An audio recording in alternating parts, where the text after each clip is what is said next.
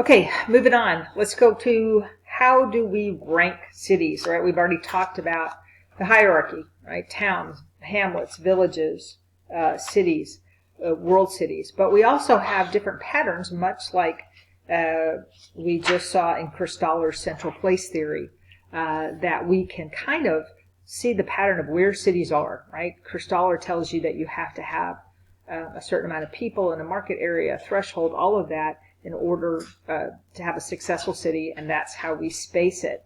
But we can also look at the size of cities.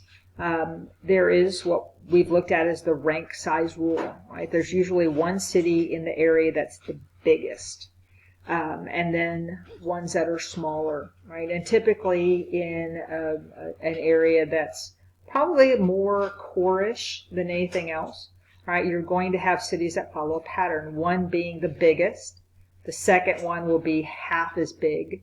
The next one will be a third of the largest city. Those follow the rank size rule. The rank size rule kind of applies in the United States. It's a little bit more regional, right? Because you've got New York and the regionals in the eastern side of the country. You've got some Midwest type areas and then the western side of the United States. And so you may have like a town that's as big as LA and then one half the size. But you will find areas, like if you looked at the state of Texas and you looked at Houston and Dallas and San Antonio, that they may fall into the rank size rule. Right? It's just kind of this pattern that flows because there's always going to be a city that's big and that dominates. And then, ones will flow from there as well and will go smaller. Right? Not to say that one city's better than the other. It's just that one may be more important. Right? Houston is the biggest city in Texas. And if you ask why, you can talk about the fact that it's a center for a lot of oil industries down there too, but it's also a port, right? Port cities are really important. So it may be that it's a port, which makes it the most important city, which makes it the biggest, right? Also remember, if you will, the gravity model. I'm not a big fan of this particular diagram, but it's kind of what it is, right? The gravity model says the shorter the distance between two objects, the greater the attraction, right? Obviously, we're going to have more interaction, and in geography, we're really concerned about that. We have more spatial interaction with Fort Worth than we probably do with Houston, right? Because we're closer together, right? So we're going to have a bigger pull between the two of us.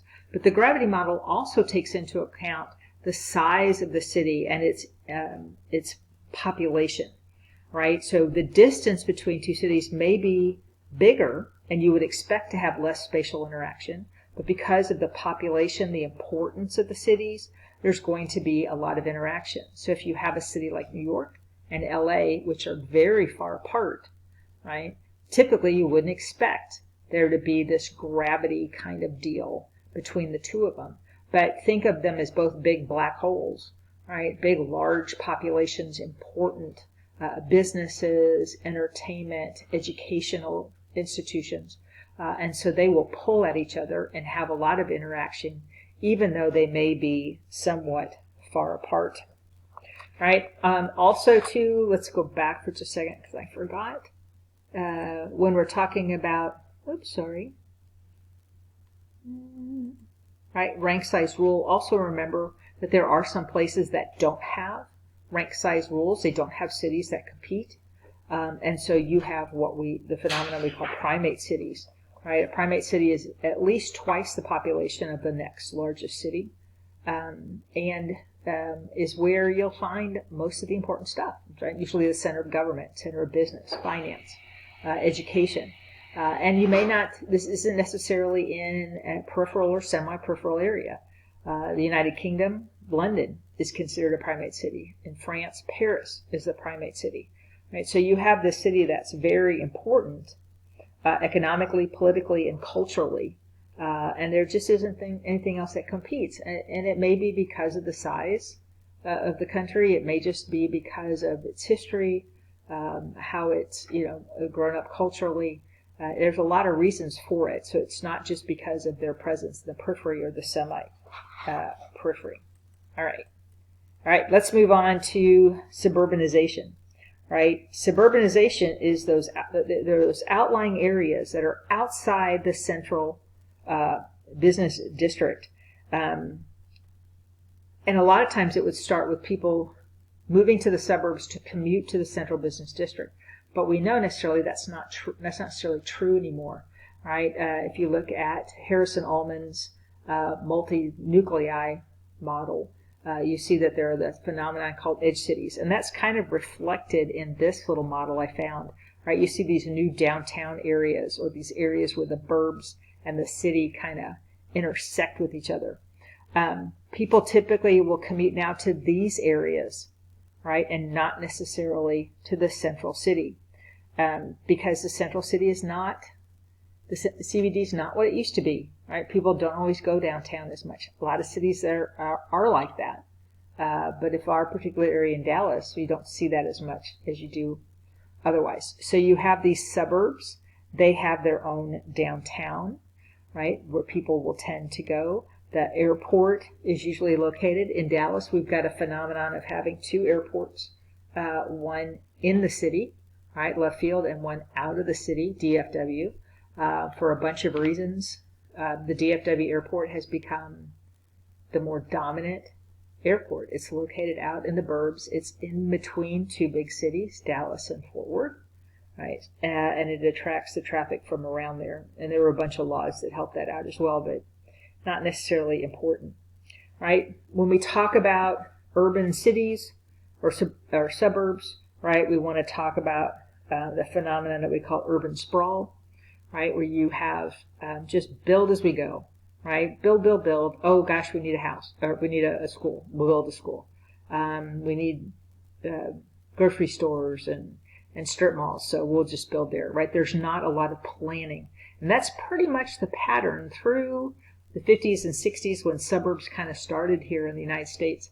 Kind of the pattern until maybe the last decade or two, where you just kind of build as you keep going, and you build, build, build out as far as you can go, and no real effort to plan. It is a strain on resources, creates traffic issues, it creates the need for mass transit. It will also create areas where there's just no rhyme or reason to anything, and you then have to take land from somebody to build a school, rather than make a plan that if it gets to this point, here's where we'll build. Part of, I'm going to skip over a second, right? Go back here to this area of new urbanism. That was a question on the AP test a few years back, right? What is new urbanism? It's kind of a counteracting that urban sprawl.